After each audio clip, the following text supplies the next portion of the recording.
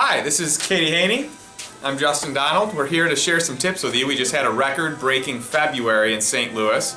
There's a lot of exciting things taking place, but we wanted to dial some things down and really just help people achieve some of the same results that we've achieved. So this is Katie's idea, so I'm going to let her go first. All right, so this is a really historical time in St. Louis, and we're just really excited to share some tips with you. We got this idea from Mike Muriel, so did it stop? Okay, so how did I sell $49,000 in the month of February? I've got 3 tips that could hopefully help you have your first or 10th or 20th record-breaking month, week, or year that you've ever had. First tip I have is have a why that gets you fired up and out of bed in the morning.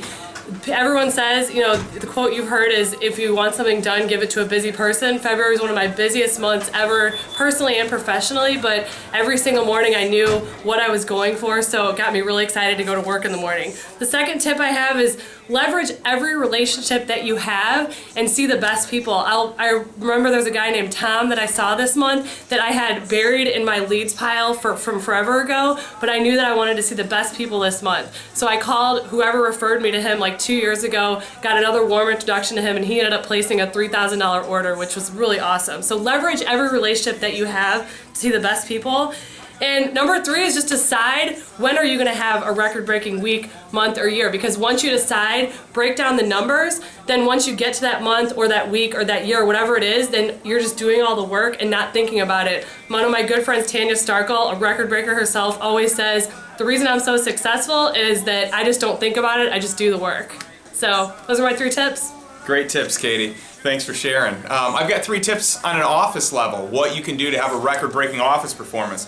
The first one is to have a goal. I think that's the foundational principle, is have a goal, break it down. Break it down into the weekly numbers, then break it down into the daily numbers, and know what you're going after every single day.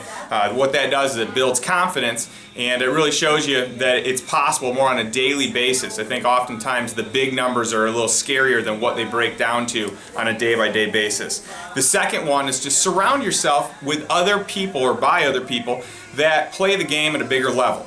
So maybe they think bigger, maybe they've broken records in the past, whatever it is, they think about life, they think about the business a different way, a bigger way than what you may. So I'm a big fan of asking tips of people that perform at a higher level than myself in many different areas of the business, inside the business and outside of the business. And I think that's really important. Your peer group, those that you spend time with, are going to be the people that you end up thinking like.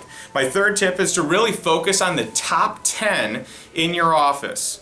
All right, I believe it's called Pareto's Principle, and that's your top 20% is going to generate 80% of the results. And that's very true in our record-breaking performance, is that really the top 10 in our office generated the vast majority of our record-breaking week and our record-breaking month here in February of St. Louis.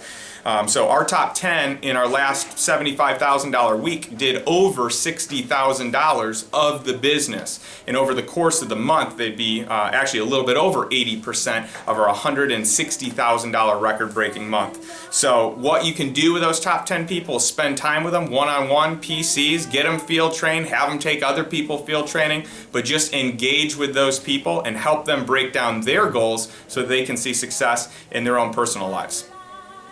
Thanks so much for listening. Thank you.